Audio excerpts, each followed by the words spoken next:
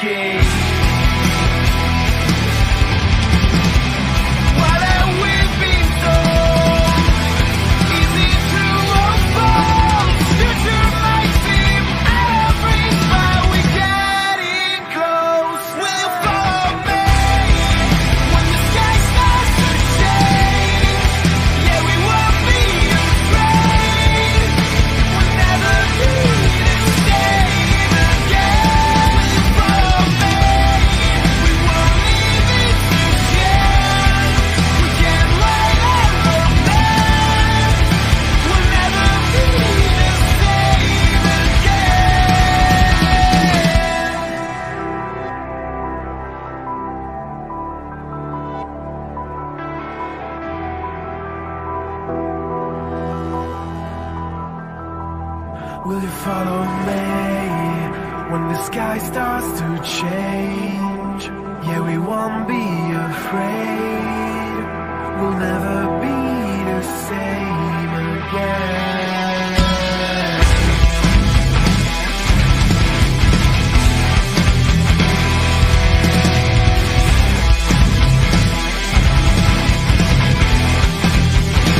Will you follow me when the sky starts to change? Yeah, we won't be afraid. We'll never be the same again. Will you follow me? We won't leave it to chance. We can't wait on romance. We'll never be the same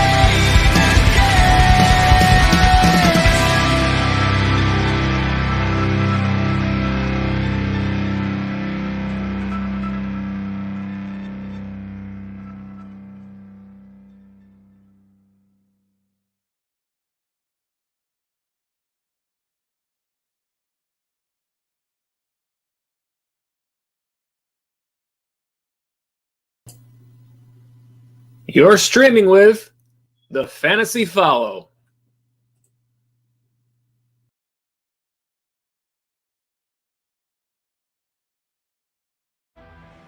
Welcome to TFF Live. It is week 9 of fantasy football, and we've got an hour of fantasy football talk set for you today to get you ready for your day of games. And today, two big names in fantasy football are set to return to the field, as Christian McCaffrey and Michael Thomas are both expected to play this week. McCaffrey in a 1 p.m. matchup with the Panthers against Kansas City, and Michael Thomas in the Sunday night game with the Saints against Tampa Bay. We got a lot for you in today's show. Let's give you a look. We're going to take a look back at last week's action. We'll give you some player updates from around the league. We got the actives and inactives for the 1 p.m. games. They are out. And also we'll give you our starts and sits for week 9. But let's get right into it.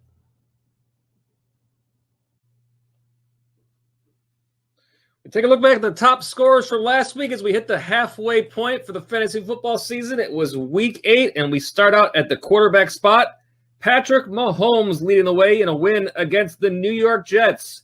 36.64 fantasy points. That was 416 yards passing and 5 touchdowns. A big week for Mahomes. Russell Wilson in second, win over the 49ers. 28.74 fantasy points. That was 261 yards, 4 touchdowns, adding 23 yards on the ground. Matthew Stafford in a loss against the Colts. 23.44 fantasy points, 336 yards passing, 3 touchdowns, added another 10 rush yards. In fourth, Justin Herbert in a loss to the Broncos. 23.22 fantasy points.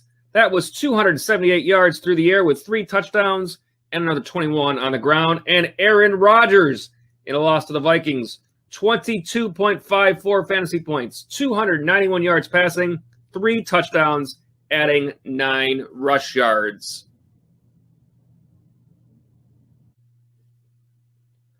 Over at the wide receiver spot, what a great year it's been if you have Seattle Seahawks on your fantasy lineups. DK Metcalf leads the way against the 49ers, 40.10 fantasy points, 161 yards receiving, 12 catches, 2 touchdowns. Another great game for DK.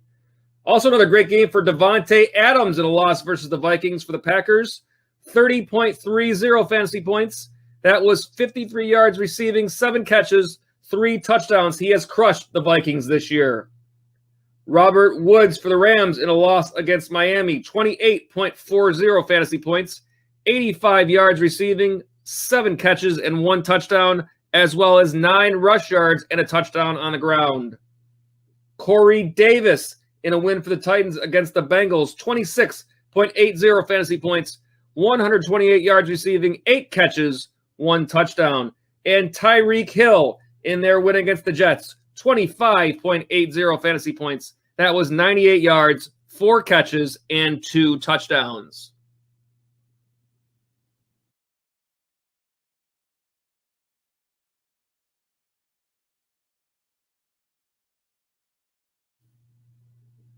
A huge game for Dalvin Cook, returning to the lineup for the Vikings, leading the way for the running backs in what some might say was a surprise win against the Packers, 48.60 fantasy points, 163 yards rushing, 3 touchdowns, adding another 63 yards receiving, 2 catches, and 1 touchdown through the air. Great game for Cook. Alvin Kamara in their win against the Bears, 25.30 fantasy points, 67 yards rushing, no touchdowns, and 96 receiving yards with 9 catches, no touchdowns there as well. Another nice game for Giovanni Bernard, taking over for Joe Mixon due to injury there. In a win against the Titans, it was 22.80 fantasy points, 62 yards and a touchdown, along with 16 receiving yards, 3 catches, and 1 touchdown through the air. And tying for that spot with DJ Dallas, also in a relief role for the Seahawks in their win against the 49ers. 22.80 fantasy points, 41 yards, rushing, 1 touchdown, 17 receiving yards on 5 catches, and 1 touchdown through the air as well. And then it was Nyheim Hines in the win against the Lions, 21.20 fantasy points. Only 8 yards rushing, no touchdowns, but through the air, 54 yards, 3 catches, and 2 touchdowns there. A nice game for Hines. And for the tight ends, it was Travis Kelce leading the way against the Jets, 24.90 fantasy points. That was 109 yards receiving, 8 catches, 1 touchdown. Jared Cook for the Saints against the Bears, 16.10 fantasy points. That was 51 yards receiving on 5 catches, 1 touchdown. Eric Ebron for the Steelers against the Ravens, 14.80 fantasy points, 48 yards, 4 catches, and 1 touchdown for Ebron.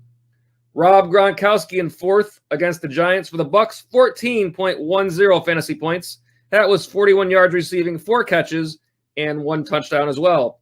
And still having a great year, TJ Hawkinson against the Colts, 13.50 fantasy points. That was 65 yards and 7 catches, no touchdowns for the Hawk.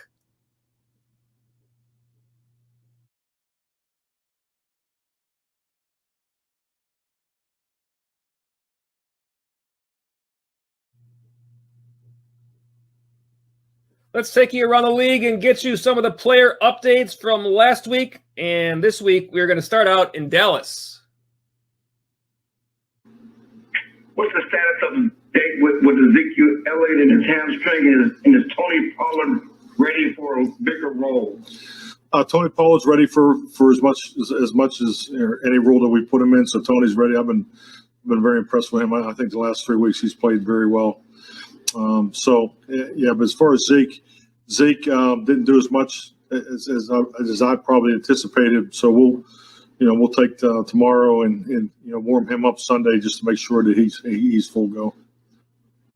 All right, Matt. Longer question here. So Christian McCaffrey, you said he's trending in the right direction. I'm just curious if he does play Sunday, would you put him out there and play him like he's full go, like like you did in week 1, or would you kind of limit his reps?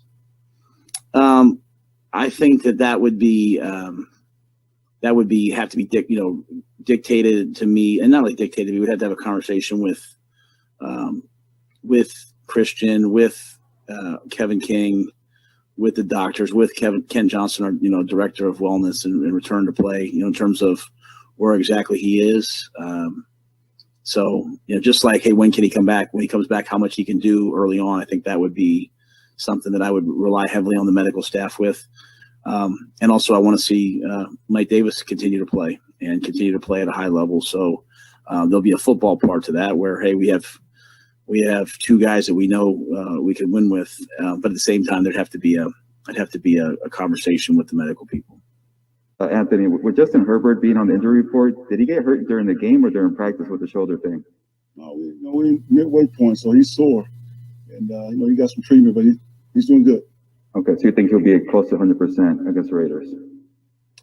As close as he can be. Yeah. Coach, how did Jake look for the rest since we last spoke to you, I believe, on Wednesday? I mean, just what do you? I mean, you feel confident, and how does he feel as far as confident going into this? He's a kind of a business-like approach guy. Just wants the information. You know what I'm saying? I mean, and talking to Ben and watching how it's being done, and just really absorbs a lot of information. Wants to do it. He obviously can get rid of it quickly. There are things that you see in practice that you think, that he can overcome, you know what I'm saying, in a game, whether it's someone coming free or something like that. He'll be able to get rid of the ball with a quick release and be able to get the ball over the top because of his height and things of that nature. But, I go back to the same thing. You just don't know. I mean, for me to sit here and say, hey, I've not evaluated that. That's the one thing that I don't have, that I don't know. Everything tells me it's going to be fine.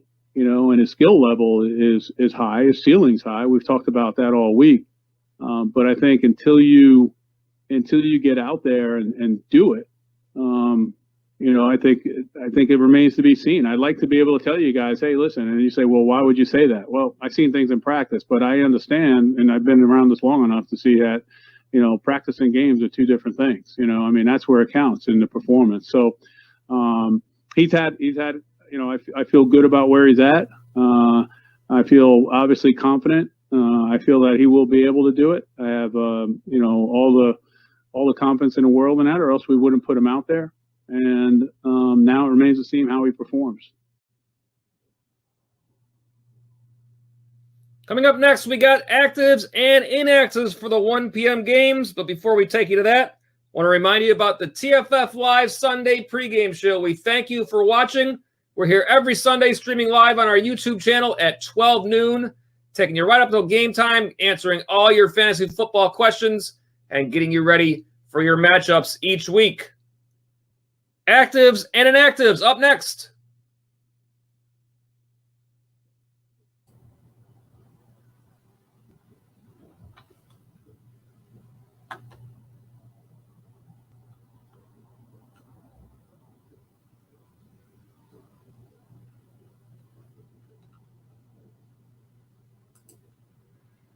All right, we're just about ready with your actives and inactives, but before we do that, I see we've got a couple of early chats, so let's not hesitate. Let's get right to those. Got a chat here from Larry. Larry says, hi, Joe. Hi, Larry. I kind of like this. This is like a every week thing, so this is good. Glad to have you back, Larry. Appreciate all the regulars that are watching us and anybody that's new to the stream. Glad to have you with us. We're here up until the games start today, so answering all your fantasy football questions throughout the rest of the show, and we've got one here from Bill Kennicott, another regular. Thanks for being with us again, Bill. Bill says, starting two in a super flex, Kirk Cousins, James Robinson, Scary Terry, Deontay Johnson, and Antonio Brown. Well, I guess the question here is, Bill, how much do you like Kirk Cousins? Because a lot of these players are actually going to be on my start and sit lists today, and Kirk Cousins is not on the good side of that. I have him as a sit this week. Playing against Detroit. And some of these other guys, James Robinson, he's going to be my top start for running backs once we go to that. And Terry McLaurin is in my top 5 for wide receivers. Let's take a look here what number I got him at. I got him at number 4. I like Deontay Johnson against Dallas, although the only thing I don't like there with the Pittsburgh team is there are so many receivers that's kind of going to be a little bit of a guess. You would think against Dallas that they all are able to get a lot of value, but kind of hard to say in that one. And Antonio Brown is a total guess to me. My My assumption is that he would not get a full run of all the plays, being that it's his first week there. I don't know. It's kind of hard to say. Chris Godwin's status is still up in the air. That's a little bit of a mess. So I would not say that I like Brown in this one. If I'm gonna narrow it down, let's narrow it down. I'll eliminate Brown and I'll eliminate Johnson simply because there are so many receivers there that there's always the possibility that Big Ben locks into one of the other guys and doesn't see Johnson's way as much. So that brings it down to Cousins, Robinson, and Scary Terry. I really like James Robinson. I think he's one of your three or one of your two for sure. And then your next pick is between Cousins and Scary Terry. And then it just comes down to whether or not you feel you can get as much value out of a receiver as you would as a quarterback in a Superflex league. I think the matchups favor Scary Terry to have a better matchup today than Cousins does. But again, it's just going to come down to your points. So like always, I'll try to give you the best opinions that I have based on some stats to try to back it up. Fantasy football is, sometimes you just got to try to make the right decisions, and sometimes they work out, sometimes they don't. But your roster better than me. Take it for what it's worth, and if that helps you out with a decision, then hopefully somewhere to go. But I definitely like Robinson, and I like Terry McLaurin there. All right. Thank you, Bill. Thank you, Larry. Appreciate all of you regulars being with us, and any of you that are new to the stream, thank you for being here. I hope you enjoy it, and if you do, please feel free to give us a thumbs up and a share, and be sure to click that subscribe button. We are a new channel, so we certainly don't come up as high in the searches as some other channels do right now. So please hit that subscribe button. You'll get those notifications to let you know when we have new content. Got a reply here from Bill, so we'll get that up on the screen. He says, that's how I was leaning. I guess my real question is a QB a guaranteed start in a Superflex? I had Terry and Robinson in my first lineup. Well, let me just take a look at Cousins. So in terms of what I researched, the last game that Cousins played against Detroit was last season, and he was 13.58 fantasy points. So that's certainly an underwhelming total if you go off his last result versus the team. It's kind of hard to say. I think Detroit is going to give up more to the rush than they will to the pass. And Dalvin Cook was so good last week, you would think to me that that's going to be where they're going to lean in terms of game script. Detroit's playing without Kenny Galladay, so there's a chance Minnesota is at least not trailing between those two teams. Superflexes, you're usually going to lean towards quarterback, but this could be one of those times when, you possibly don't. We got Washington is playing at home against the Giants, and I'll give you the numbers because I have them here. The Giants are allowing the 11th most fantasy points to the wide receiver. They have given up 6 over 15 this year, and they're giving up the 10th most passing yards in the league. So, it's going to come down to if you want to take that chance to not play that second quarterback in a Superflex. I think Robinson is a for sure start, and I think Terry McLaurin is your next option to me. But let us know how it works out for sure. I'll be watching as well. All right, we'll get our chat notification back up there. Good to go. And why don't we go ahead and get into the actives and inactives for today? Let's see what we got here. Starting out in Atlanta, Denver at Atlanta. We got some names on both sides of this list. We got Phillip Lindsay is going to be active for the Broncos. Deontay Spencer is out. Calvin Ridley is out. That's the big name in this one for Atlanta. Ito Smith is also out at the running back spot. I think this favors Hayden Hurst actually in this matchup, who might not have, he didn't make my start list, but I know that I considered the fact that Ridley might miss in possibly bumping him up into my top 5 for this week. I think he's going to get extra volume. It's not as great of a matchup, but I think that's a benefit for Hayden Hurst for those of you that have him on your rosters. All right, let's look at the next game, and this is going to be a familiar one. Seattle and the Bills, 6-1, 6-2. Big game in Buffalo today. Some players that are out for Seattle. Once again, Chris Carson and Carlos Hyde. So DJ Dallas in the backfield as we saw last week. However, unlike last week, Travis Homer is active for the Seahawks.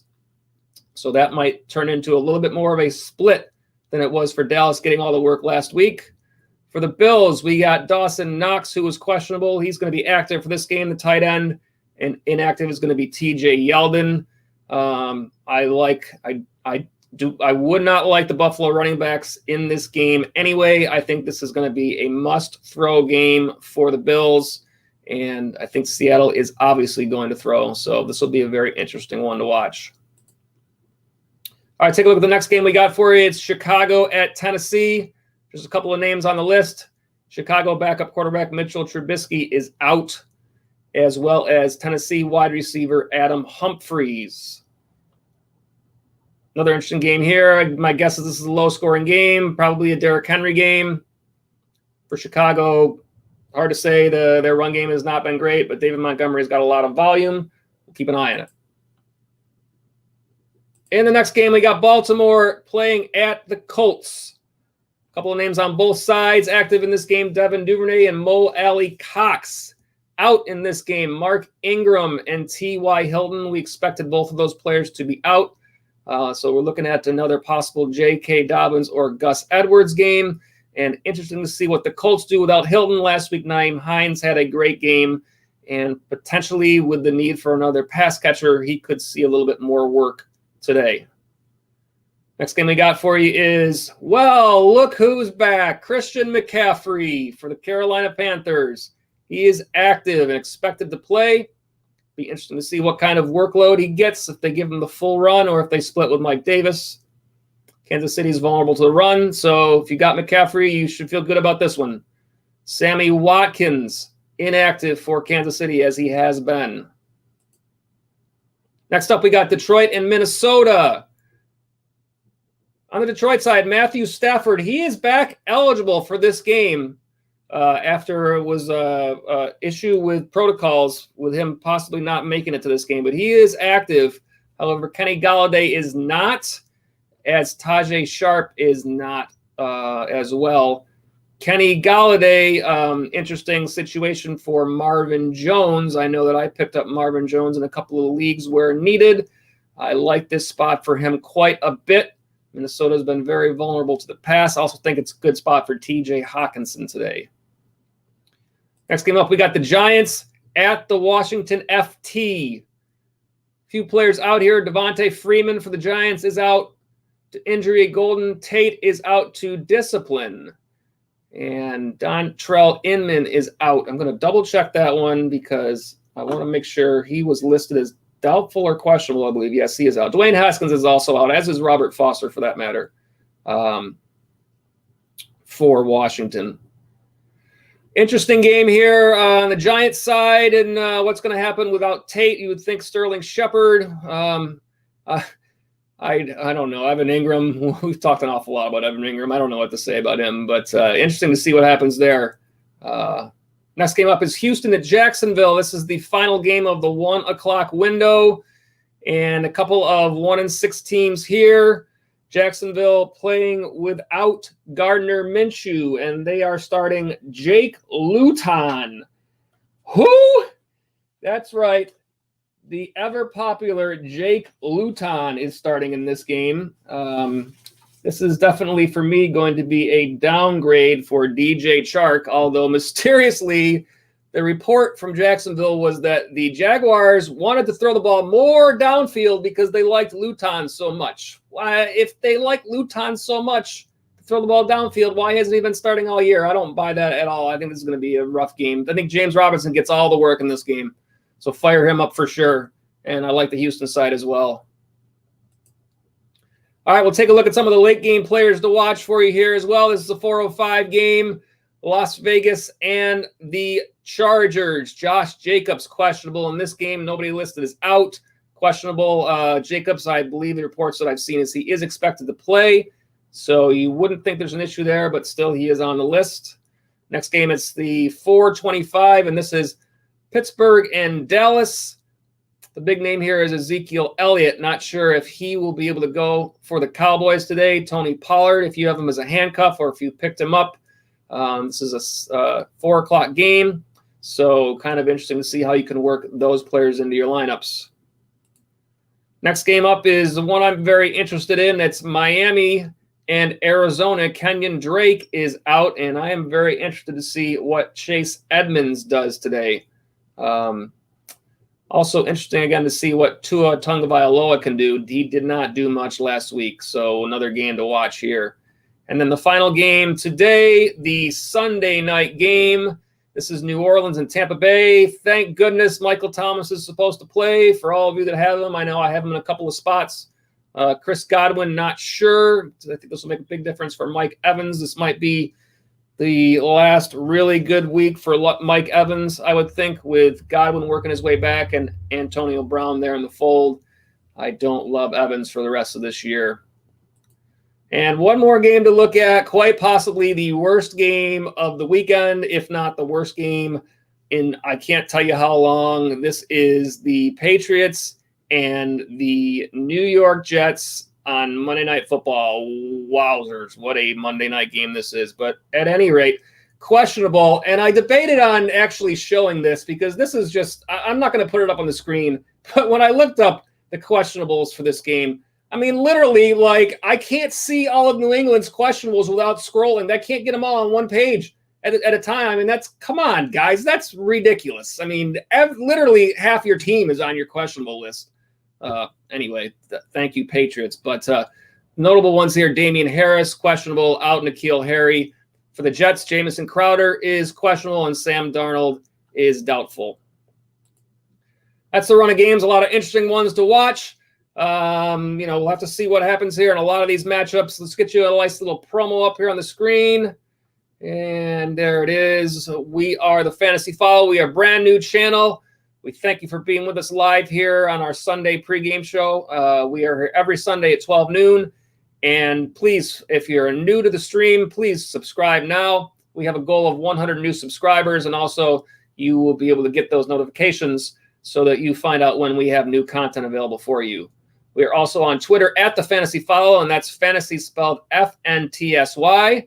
And don't forget, you can send us your fantasy football questions during the week using the hashtag AskTFFLive, and we will answer your questions live on our Sunday show. Facebook / The Fantasy Follow, and our website, thefantasyfollow.com.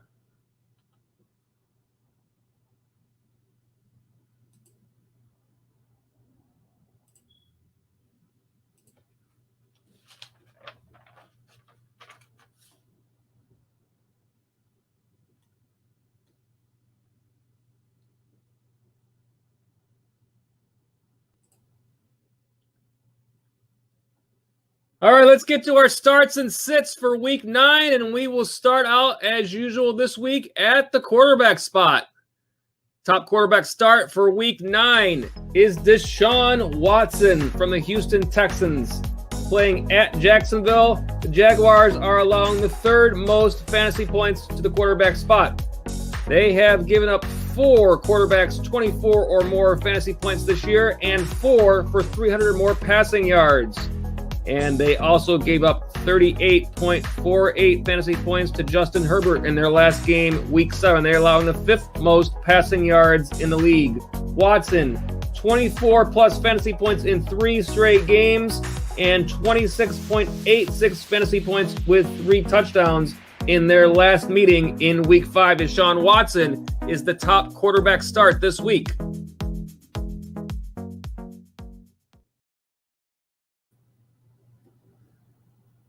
And look at the rest of our top 5. Number 2 is Josh Allen for the Buffalo Bills playing against the Seattle Seahawks. Seattle is allowing the most fantasy points to the quarterback spot. They have given up 23 or more fantasy points to 5 quarterbacks this year and 29 or more to 3, including 35 or more, to Cam Newton and Kyler Murray. And the reason why that's notable is that you expect that Josh Allen not only will have value throwing, but also using his legs in this game since those players had success. Seattle allowing the most passing yards in the league. Allen, 25 or more fantasy points in the first 4 games of the season, but under 19 cents. I think this is a great bounce back week for Josh Allen. Number 3, it's Tom Brady for the Bucs versus Saints. New Orleans giving up the 5th most fantasy points to the quarterback spot. They have given up 21 or more to 5 quarterbacks, and they are allowing the 16th most passing yards in the league. So that tells you right in the middle for yards and very high in points means they are giving up a lot of touchdowns. Brady in week 1, 22.46 fantasy points versus the Saints. Questionable Godwin this week might be back, and Antonio Brown might be in the fold. So we will see what happens there. And if any of you guys, again, the live chat is open. So any of your questions based on any of our starts or sits or just any general lineup questions, feel free to jump on in or give us your comments. Feel free. We are here to talk through anything you've got going on for today's matchups. Number 4 is Justin Herbert, having a great year for the Chargers, playing today against the Raiders, allowing the 9th most fantasy points to the quarterback spot. They have given up 25 or more in 3 of the last 4 games. They're allowing the 8th most passing yards in the league. Herbert has had 3 or more touchdowns now in 4 straight games, so I like Justin Herbert again this week. And number 5, I felt like right on the fringe this week, is Matt Ryan. He's had some good games and have some rough games this year, but playing the Broncos, they are allowing the 10th most fantasy points to the quarterback spot. They have given up 19 or more fantasy points in all but 1 game. They're allowing the 17th most passing yards in the league. Ryan, 300-plus yards in 2 of his last 3 games.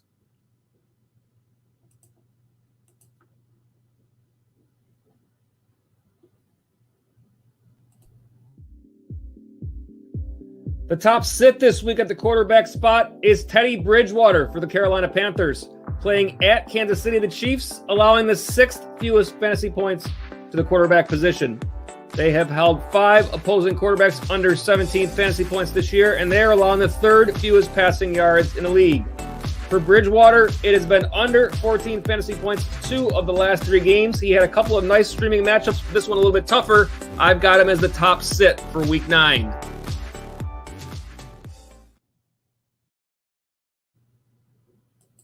All right, and the rest of the top 5 at number 2, it's Daniel Jones for the New York Giants. Playing against Washington today, the Washington FTs. They are 19th in terms of fantasy points allowed to the quarterback spot, so they are in the bottom half, but not by much. They have held 4 quarterbacks under 15 fantasy points this year, but they are allowing the fewest passing yards in the league. Jones, week 6 versus Washington, just 14.88 fantasy points and only 112 yards passing, and he has had only 1 game over 20 this year. I've got Jones on the sit list. At number 3 is Ryan Tannehill. This is a tough one because Tannehill's been very good this year, but again, we talk about these matchups every week, and Chicago is tough. They are allowing the 5th fewest fantasy points to the quarterback spot. They have given up under 18 fantasy points every week except for last week, and they are allowing the 12th fewest passing yards in the league. Tannehill, actually, the last 2 games has been under 19 fantasy points each of the last 2. I've got Tannehill as a sit this week, but understandable if you have to play him because of a lack of better options. We do have some buys going on this week, obviously. Number 4 is Phillip Rivers for the Colts, playing against Baltimore. Baltimore allowing the 15th most fantasy points to the quarterback spot. They've held 4 opposing quarterbacks under 16 this year, allowing the 10th fewest passing yards in the league. Rivers has been better of late, 22 or more fantasy points each of the last 2 games.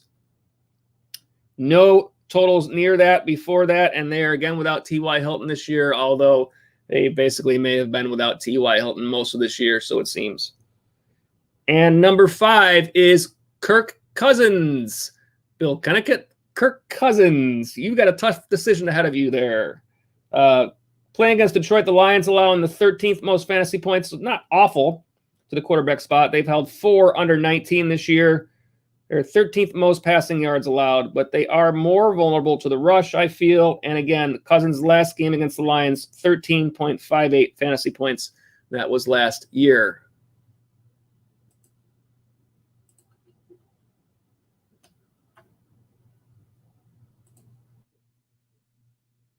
The top starts and sits for week 9 at the wide receiver spot. The top start this week is Stephon Diggs from the Buffalo Bills, playing against the Seattle Seahawks. The Seahawks allowing the most fantasy points to the wide receiver position. They have allowed 11 opposing receivers this year, 20 or more fantasy points, and 8 100 or more yards. They're giving up the most passing yards in the league. Diggs has been great this year. What's up, Justin Hart? Diggs, 8 or more targets in the last 4 straight games and 15 or more fantasy points all but 1 game this season. I've got Stephon Diggs as the top start for week 9.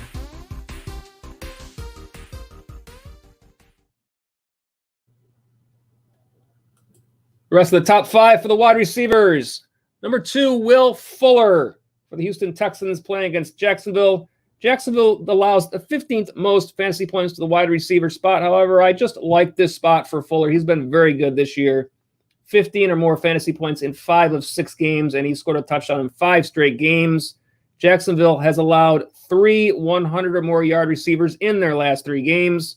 22.5 fantasy points to Keenan Allen last week, and they are giving up the 5th most passing yards in the league. At number 3, it's Allen Robinson for the Bears playing against the Tennessee Titans. The Titans allowing the 3rd most fantasy points to the wide receiver spot. They have allowed 8 receivers 17 or more fantasy points this year and 6 to go 80 or more yards. They're giving up the 6th most passing yards in the league. Robinson has had 9 or more targets in 6 games this year and also 70 or more yards in 6 games. I like Robinson today, and I also think that you can look to some of the other Chicago receivers if you're looking to fill a spot, Anthony Miller and possibly Darnell Mooney. At number 4, it's Terry McLaurin for the Washington FT playing against the New York Giants. The Giants allowing the 11th most fantasy points to the wide receiver spot. They've given up 15 or more fantasy points to 6 players and are allowing the 10th most passing yards in the league. McLaurin in week 6 versus the Giants, 12 targets, 7 catches, 74 yards. He did not have a touchdown. That was 14.4 fantasy points. I think he does break through this week with a touchdown, and he has also seen 11 or more targets in 2 straight games. And at number 5, I've got Chase Claypool, and this is kind of a pick your receiver situation in Pittsburgh because obviously Dallas has been struggling. Currently, Dallas allowing the 6th most fantasy points to the wide receiver spot. They've given up 19 or more to 8 players, and they've given up 100 or more yards to 5 this year, allowing the 7th most passing yards in the league. Claypool, 9 or more targets in 2 of his last 4 games, and 13 or more fantasy points in 3 of the last 4. The big question for me has been, what happens to Claypool's volume when Deontay Johnson is in the lineup? And we've seen a couple of games where Johnson has played and Claypool has not seen the targets. Last week, he did still see 9 with Johnson in there. So I think that's kind of the interesting part there. I don't know if that's just Roethlisberger locking onto one receiver or if that's game plan, but we will see what happens there. Nonetheless, I think playing against Dallas, it is worth a shot because the upside is so great for any of those receivers to have a great game. So I've selected Claypool as my pick to be in that spot.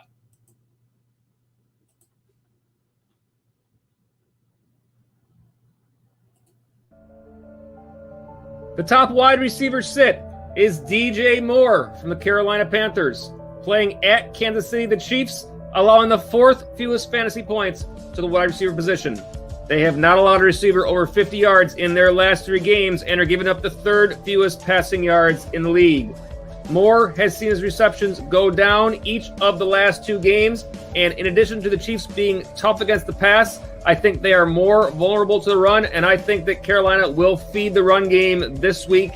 Robbie Anderson potentially will still get his, but I've got DJ Moore as the top sit.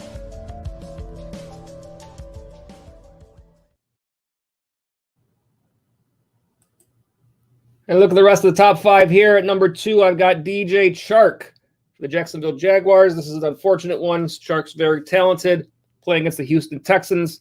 Houston allowing actually the 7th most fantasy points to the wide receiver spot. So that tells you how I really feel about this quarterback situation, that they have a nice matchup, and I still feel Chark is a sit this week. Houston has allowed 7 players 15 or more fantasy points this year. Just to go through the stats, they gave up 44.6 to Devontae Adams in week 7, and that was only 196 yards and 2 touchdowns. Chark has only averaged 6.6 fantasy points his last 3 games, and that's with Minshew. No touchdowns. I just think this is an awful spot for him this game. It's possible he plays well, and it's possible if you have him, you may be in a situation where you have to start him. To me, if you have other options, I think it's worth looking to other options here. Similar situation here for CD Lamb. For the Cowboys playing against Pittsburgh. Pittsburgh actually allowing the 8th most fantasy points to the wide receiver spot at this point. They've given up 19 or more to 4 players. They've given up 27 or more fantasy points to a receiver in 2 of their last 3 games, now allowing the 6th most passing yards in the league. However, Lamb, the last 2 weeks, has averaged 4.45 fantasy points and has had no touchdowns since week 4. And starting at quarterback for them this week is our second of the day, and that's Garrett Gilbert starting at quarterback for the Cowboys. At least that was the reports that we heard. Again, another awful spot. I don't know how you can trust any of these guys in your lineup this week. But again, possible like a guy like Amari Cooper, you may be in a spot where you have to play him. Number 4, Darius Slayton for the Giants playing against Washington. The Washington FT allowing the fewest fantasy points to the wide receiver position. They have only allowed 3 players 13 or more fantasy points this year. Slayton in week 6 versus Washington, just 4 targets, 2 catches, 41 yards. He did have a touchdown. Possible that without Golden Tate, his volume is enough to make him a little more viable this week, but nonetheless, I still have him as a sit. And at number 5, Traquan Smith for the Saints playing against the Bucks, who are allowing the 9th fewest fantasy points to the wide receiver spot. They've only had 2 go 16 or more since week 2, and they're allowing the 13th fewest passing yards in the league. Smith has been under 10 fantasy points the last 3 games, and now you have Michael Thomas and Emmanuel Sanders both back. I think this is a definite sit for Traquan Smith.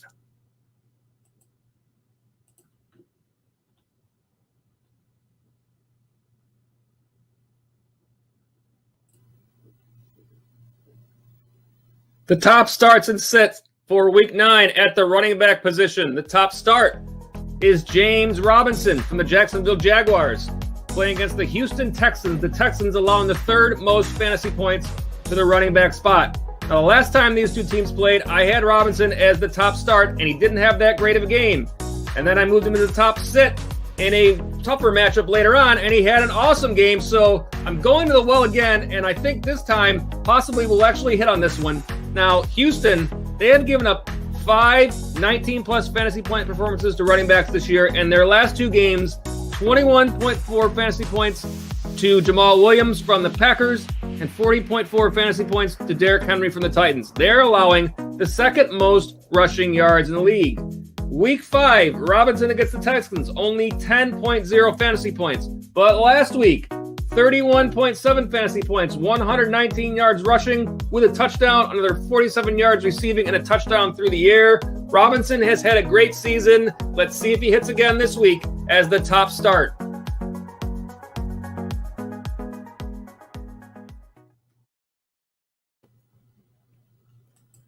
And the rest of the top 5 here for the running backs. Number 2, I've got Chase Edmonds for the Arizona Cardinals playing against the Miami Dolphins. Miami allowing the 7th most fantasy points to the running back spot. They've given up 25 or more to 2 players this year, allowing the 12th most rushing yards in the league. Kenyon Drake obviously out for the Cardinals. And in week 7, Edmonds, it was 21.5 fantasy points. That was the game when Drake got hurt. I think this is a very interesting one to watch here, especially for you people who have Kenyon Drake on your rosters, as it sounds like the injury is going to be shorter term than expected. So there may not be as much of a possibility as I had thought, but I do feel that there's a good chance that Edmonds quite a bit outperforms Drake in this offense to the point where they may start giving him more work. It's clear that they do not trust Drake in their pass game. He has seen few targets all year, while Edmonds has, which makes him a true 3-down back if they choose to use him that way, if he does start to outperform Drake. So an interesting one to watch here. I like Chase Edmonds a lot this week. Number 3 is David Johnson for the Houston Texans playing the Jaguars. Jacksonville allowing the 6th most fantasy points to the running back spot. They have given up 27 or more fantasy points to 3 running backs this year. They're allowing the 5th most rush yards in the league. In week 5, when these 2 teams played, Johnson was 12.3 fantasy points, 96 yards, and he has had 18 or more touches in 4 straight games now. So the volume is there. The opportunity is there this game. Obviously David Johnson, we haven't seen him really return to the form that he once showed in fantasy football, but still viable as a possible RB2 or a flex on your team. I like him this week. At number 4, it's Clyde Edwards-Helaire, CEH, for the Chiefs versus the Panthers. Panthers still allowing the 4th most fantasy points to the running back spot. They've allowed 25 or more to 4 players, and they're giving up the 13th most rush yards in the league. Now, he has seen his workload go down a little bit since Le'Veon Bell. 18 touches in the last 2 games. However, in this game, you would again expect there to be plenty of opportunity there for both of them. So we'll see what happens with CEH, but I like him as a start this week. And number 5, another interesting player is David Montgomery for the Bears, playing at the Titans. The Titans allowing the 10th most fantasy points to the running back spot. They've given up 13 or more to 6 players, and they gave up 22 fantasy points, 22 plus, to Giovanni Bernard last week, allowing the 11th most rushing yards in the league. Montgomery went over 100 total yards last week for the first time this year against the Saints. He actually has the 5th most receptions among all running backs. He has been seeing all of the volume there, but really has not done a lot with it, although the volume does keep his floor a little bit safer. So in good matchups, you hope that he turns out some good points for you. Again, probably not more than a flex or possibly an RB2 here, but if you need him in a spot and you've got bye weeks to deal with, I think he's a player you can play this week.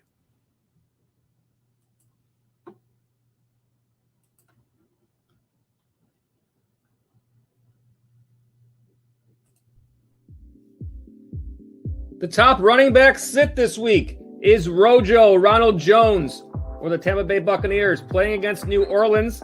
The Saints allowing the 5th fewest fantasy points to the running back spot. They have only allowed 1 running back 15 or more fantasy points this year and are allowing the 3rd fewest rush yards in the league. In week 1, Jones, 10.2 fantasy points versus the Saints. Last week, it was 6.6 fantasy points against the Giants.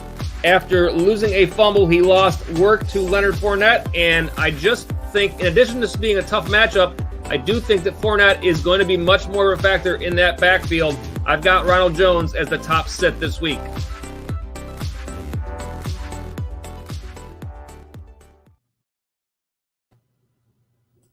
And the rest of the top 5 at the running back position. Number 2, Nyheim Hines for the Colts, playing against Baltimore, the Ravens, allowing the 2nd fewest fantasy points to the running back spot. They have only allowed 16 fantasy points or more to 2 players this year, and they're giving up the 7th fewest rush yards in the league. Obviously, Hines does most of his work as a pass catcher. Last week at Detroit, 21.2 fantasy points, 2 touchdowns. Hard to say what the mix is going to be there between him and Jonathan Taylor and Jordan Wilkins. That has become a little bit of a mess there, as Taylor does not seem to be the main guy anymore. I'm not sure the reasons for that, but I'm sure that game script plays a lot here. I particularly don't like Hines in this spot, although you probably could make an argument that perhaps Baltimore does have the lead in this game and forces the Colts to throw the ball without T.Y. Hilton. Hines could get some workload there. For me, I don't like him if you have a better option, but there is a slight argument there. I've got him on a sit list.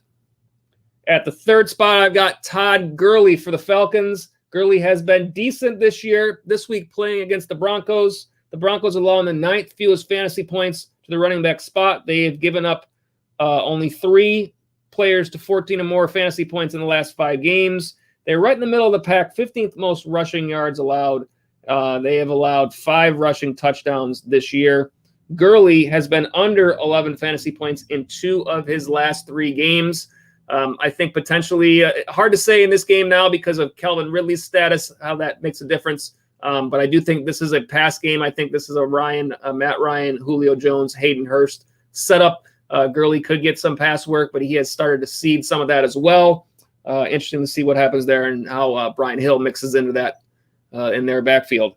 Number 4, J.K. Dobbins for the Ravens, playing the Colts. Indianapolis allowing the 4th fewest fantasy points to the running back spot. So this is a bad matchup, even though you're without Mark Ingram there. The Colts have only allowed 15 or more fantasy points twice this year. They are allowing the 2nd fewest rushing yards in the league. Last week versus Pittsburgh, Dobbins 13.1 fantasy points. He went over 100 yards, 113, and he actually outsnapped Gus Edwards 54-26. So again, this is a player where if you need somebody and you have buys, there is an argument here where he could be playable this week. However, again, with these sit lists, I feel if you have better options, this has not been a backfield this year that's shown much consistency. So if possible, I say stay away. And at number 5 is Mike Davis from the Panthers playing at the Chiefs. Kansas City allowing the 13th fewest fantasy points to the running back spot. They have allowed 3 players this year, 18 or more. They're actually allowing the 4th most rushing yards in the league. So again, this is actually a good matchup for the run, but I don't feel this is a good matchup for Mike Davis as much as they say that they're going to mix these 2 players in. I don't see it. If Christian McCaffrey is available to their team, I believe he's going to get the work. Carolina is not a team that is not out of this hunt by any means. They have shown some promise this year. I just cannot imagine Mike Davis getting enough workload to actually make him viable in this spot. It's possible in this week only because they're bringing McCaffrey back slowly. If they decide to do that moving forward, I don't see it.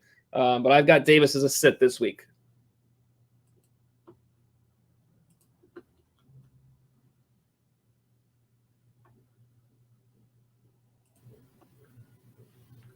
The top starts and sits at the tight end spot for week 9. The top start this week is Noah Fant. I think it's the first time he's appeared on these lists this year, but this is a great matchup playing against the Falcons, who are allowing the most fantasy points to the tight end spot.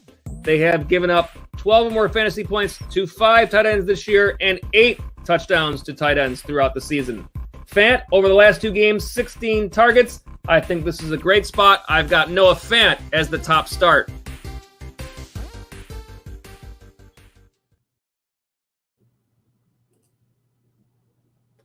And here's the rest of your tight end starts. And before we get to those, I'm going to mix in a quick comment here because I see it here and I want to make sure to get to it. This is from, I hope I say this right, Mary Dadon. I just making a guess there. Please tell me if I did you any justice there.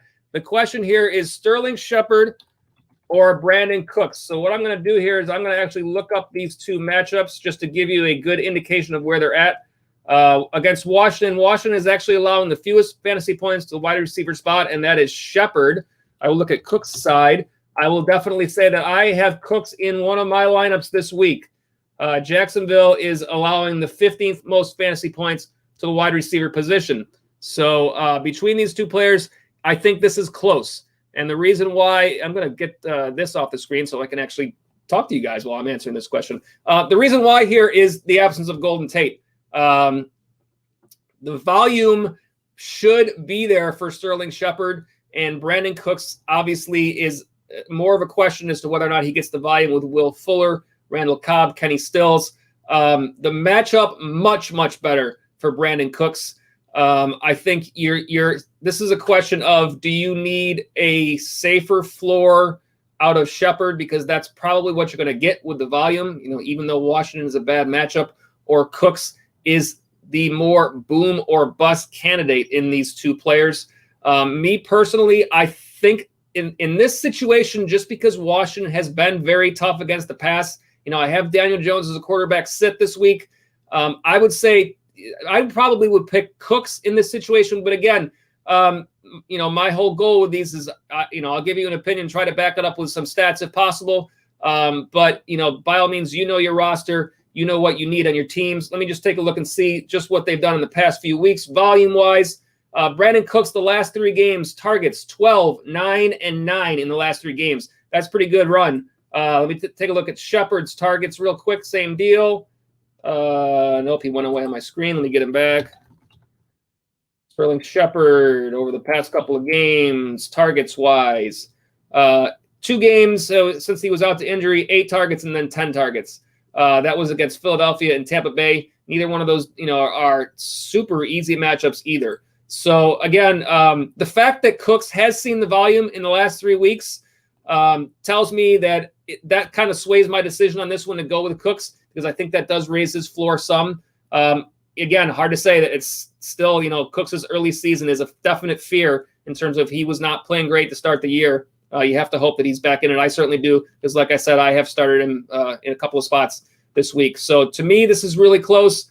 I would select Cooks, but again, take your roster into account. Take a look at your opponent and see if, perhaps your opponent is playing Deshaun Watson, makes a difference to where you've got to get Cooks in there in case Houston has a high-scoring game. Those are certainly factors to look at, but I do like Cooks here. Let's get you back to the tight end starts is where we left off. Thank you, Mary Don. Appreciate the question. Again, glad to have you on the stream. And please, by all means, we'd like to see you again and let us know how this worked out for you. Go ahead and, if you haven't yet, be sure to subscribe to our channel. Make sure that you're able to get those notifications whenever we have any new content. And I'll get our other message back up here for any other questions. We got about 5 minutes to go before we get to game time here. Taking a look at the tight end starts. The number 2 start this week, I've got Darren Waller. Darren Waller for the Raiders playing the Chargers, who are allowing the 9th most fantasy points to the tight end spot. Waller obviously has been very good for the past couple of years at tight end. The Chargers have given up 5 touchdowns to tight ends this year, 10 or more fantasy points 4 times. And last week, 9 catches, 24.0 fantasy points to Kelsey. I'm sorry, that was week 2 to a guy named Travis Kelsey.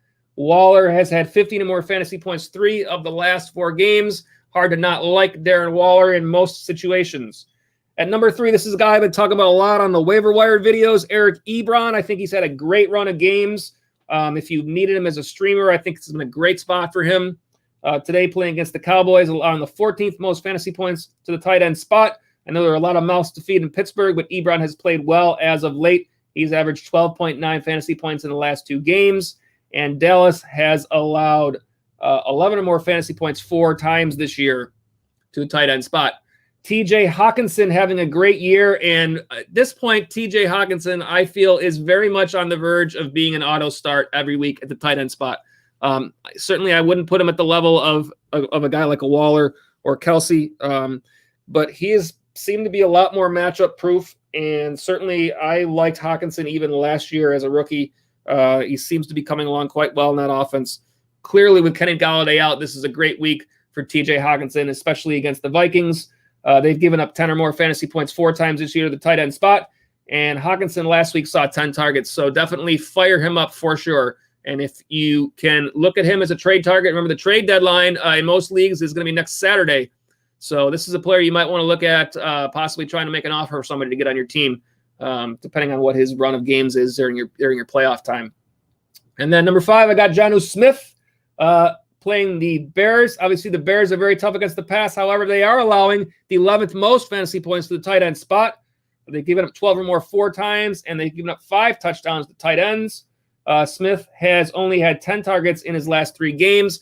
However, playing the Bears, I feel he's a good start because they are so tough against the pass. You have to look to those underneath receptions to your tight end, and I think that puts Jonnu Smith in play. He certainly has had a good year. I think he has a better game this week than he's been having.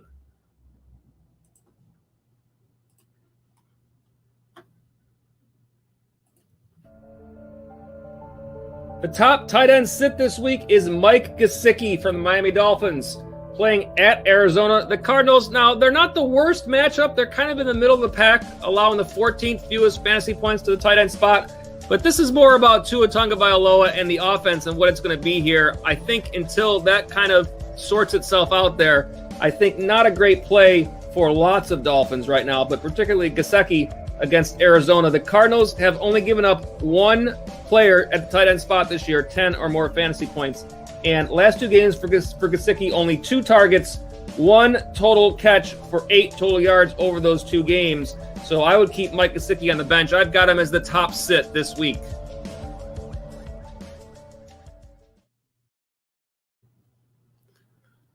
All right, before we get to the rest of the top 5 here, another question here from Braden Toll. Hopefully, Braden, I did it this week. I didn't say Brandon, so that's much better. I love it. How do you feel about Marvin Jones Jr.? Let me get this graphic off the screen so I can answer your question. I love Marvin Jones Jr. this week. I was a little bit concerned when it looked like Stafford may not play, but now that he is back, I think Marvin Jones is a very potential team leader for the Detroit Lions.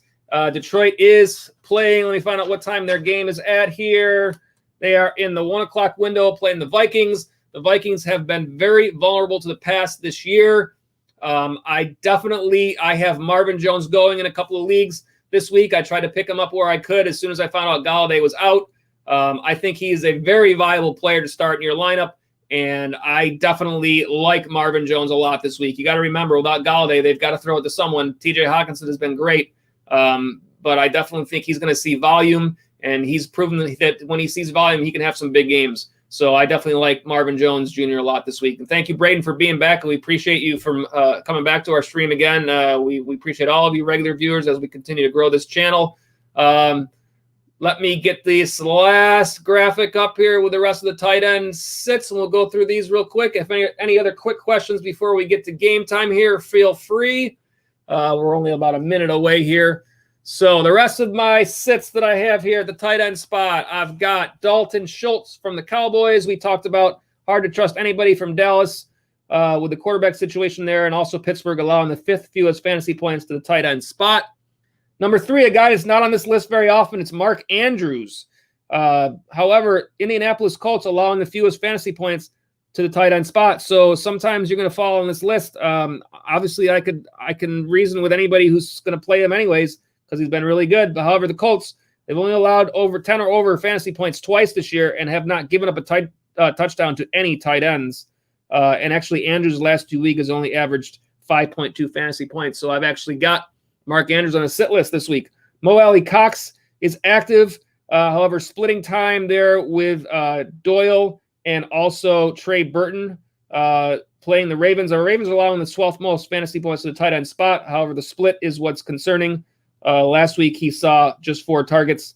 Then I've got Jared Cook as the final spot here in number 5, and playing the Bucks, allowing the 18th most fantasy points to the tight end spot. So they're in the bottom half.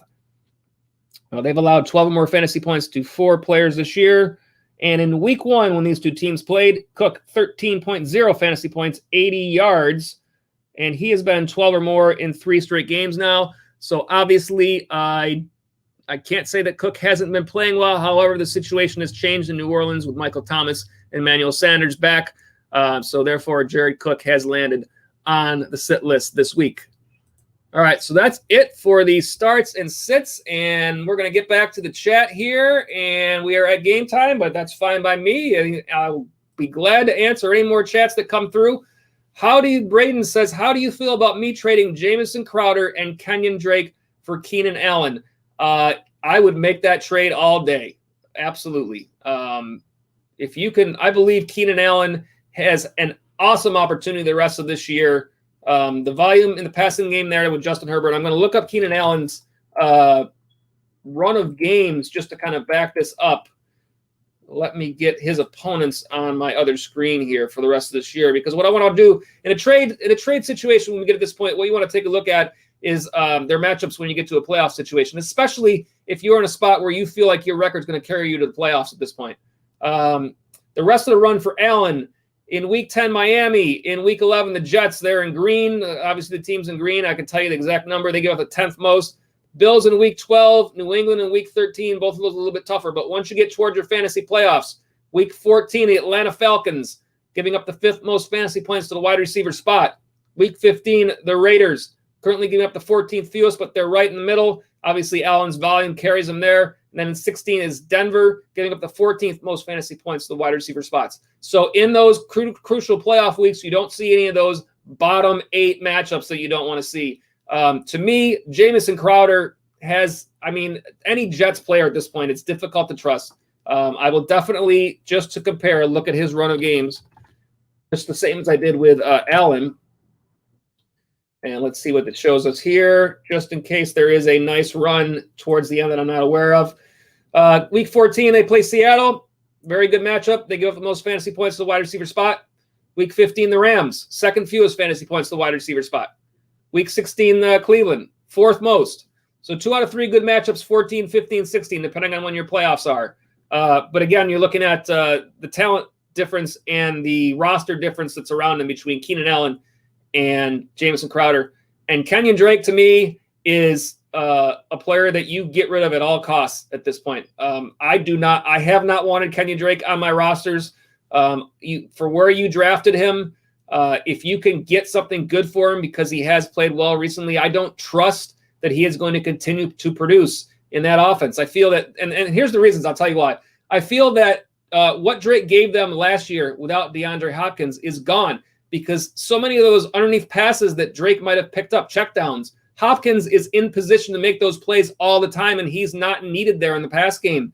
In the run game, Kyler Murray is taking up a lot of those rushes and a lot of goal line runs for touchdowns. So to me, Drake's value is so much lower than you expected when you went into a draft this year. If you can come up with a good package for a good trade, I absolutely do want to go for that. I do see a couple of responses here from Braden. You said Cooper Kupp and Kenyon Drake. And then you also responded, I traded away Jamison Crowder for David Montgomery. That's a great trade as well, getting Montgomery over Crowder. Even though Montgomery doesn't have necessarily the ceiling, he certainly has the floor at this point. So you're talking about then Cooper Kupp and Kenyon Drake for Keenan Allen. That's a little closer. I think a lot of times you'll hear, a lot of people say you want to be getting the best player in the trade if you're the one getting the best player. For me, Keenan Allen is the better player than Kupp. I'm going to look up Cooper Kupp for you to see what his run is going to be towards the playoff times, and that'll help us kind of get more information. Kupp in Week 14, New England, 10th fewest fantasy points to the wide receiver spot. In Week 15, the Jets 10th most to the wide receiver spot. However, the Jets are a team that LA is going to run the ball against. Seattle in Week 16, the most fantasy points to the wide receiver spot. That's a team they'll have to throw it against. I still like Keenan Allen. I would love to make some deals for Keenan Allen myself. Are you listening, Bill Kennicott? I know you have Keenan Allen on your roster. I like him a lot. And again, I think you get rid of Kenyon Drake if you can. To me, if the difference here is that it's an automatic trade when it's Crowder. When it's Kupp, it's a little different, and it comes down to what the rest of your roster construction looks like at that point. Obviously, in this trade, you are losing a running back without getting any of them back. So if you're still on, Braden, give me a chat back and let me know who else your running backs are in this league. Because if you have enough running backs that Kenyon Drake is not a necessity for your team, then for you, essentially, this is a Cooper Kupp for Keenan Allen trade. If you don't feel like you're going to need to play Kenyon Drake, then you could package him to get the guy you want. That makes the difference to me. So if you're still on, Braden, feel free and hit me back. If not, we again appreciate you being here. And as always, love to see you guys, all you regulars on the show every week. While I'm waiting here, I'm not going anywhere, but I'm going to put up the promo here to get you some information to remind you that's not the right one. Let's try to get the right one, Joe. We'll try to figure this out at some point. There it is. We know it starts at noon. You're already watching. There it is. Remind you every Sunday, this TFF Live Sunday pregame show starting at 12 noon. We're on the air taking you right up till game time, or in this case, slightly past game time. That's fine by me. Join us streaming live on our YouTube channel, and we'll always be here to answer all your fantasy football questions throughout the show. And again, even when we have other content going, we always try to get to those chats right away. And then let me also get you guys the other information. We are a brand new channel on YouTube, so we appreciate all of you viewers as we grow this channel. All of you regulars and anybody that's new to the stream, if you are new to the stream, please be sure, if you like what we're doing, we appreciate a thumbs up. And if you want to share, feel free. But by all means, most importantly, click that subscribe button and make sure that you are able to get those notifications to get alerted when we have new content. Because again, as a new channel, we don't come up that high on searches, and that's just a function of how things work until we've established ourselves more. And we certainly have every effort to continue to grow. We're looking to reach our goal of 100 new subscribers. So by all means, if you can help us reach that goal, that is awesome. On Twitter, at the Fantasy Follow, and that's fantasy spelled FNTSY. And don't forget, you can send us your lineup questions there during the week using the hashtag AskTFFLive. And we will use questions on Twitter on our Sunday pregame show and answer those questions live. Facebook is /the Fantasy Follow, and our website, thefantasyfollow.com. And I'm going to look back here as I see some comments came in here. So this is from Braden, and the answer is injured Chris Carson, Raheem Mostert. You have David Montgomery and Chase Edmonds. And it says, so I can definitely afford to lose Drake. If you feel comfortable trading away Kenyon Drake and having one less running back. Carson, obviously, I don't know what the timetable is on when he comes back, but you would hope. I'm going to look up just to see if there's any indication there on what's said on when he comes back. Don't see anything specifically talking about when he comes back, but obviously what you hope for here is, listen, if you've got Edmonds and Drake is out, then, by the time Carson comes back, hopefully it matches up with the right time that if Edmonds' workload goes down, you've got Carson to slot him back in. Raheem Mostert, when he comes back, same deal. I don't remember. I think he's on IR. Take a look. Mostert. You think I could spell his name, but apparently not. Perhaps it's easy to spell Raheem. There it is. And he is on IR, and they currently are looking at him being back week 10, which is next week. So, and Shanahan said he has a chance to return for week 10 against the Saints. Yeah, as we talk this through, all signs point to, I love this trade. I love Keenan Allen going forward. I think Cooper Kupp for Keenan Allen is an upgrade because the volume and the targets to Keenan Allen is much more predictable than it is to Cooper Kupp. The Rams, they want to run the ball. Allen, his target share that he's been seeing if you take out the week 5 game against the Saints, 5 of his last 6 games, targets 10, 19, 11, 13, 12. That's tremendous volume. Kupp, its targets in the last 5 games, 7, 8, 9, 6, and he had that huge game with 20 targets against the Dolphins. I don't know how reliable that is, but certainly that is that tells you that this is the time if you want to trade him, because you can certainly use that, to your advantage. Hey, look what he did this last game. He's going to, work that trade deal. I definitely like that trade a ton, and I think you're looking forward. And hopefully, I would love to know what your record is, but I know we're at the end of the stream here. But I'm hoping that your record is where it can be to, put you in a nice run to make those playoffs. So Braden says, thank you so much, boss. No, thank you, Braden. We appreciate you as a regular viewer here. We appreciate seeing you here every week. All of our regular viewers, we appreciate you so much. And anybody that's new to the stream, we're glad you found us, and we hope you come back and find us again. So feel free, please hit that subscribe now button.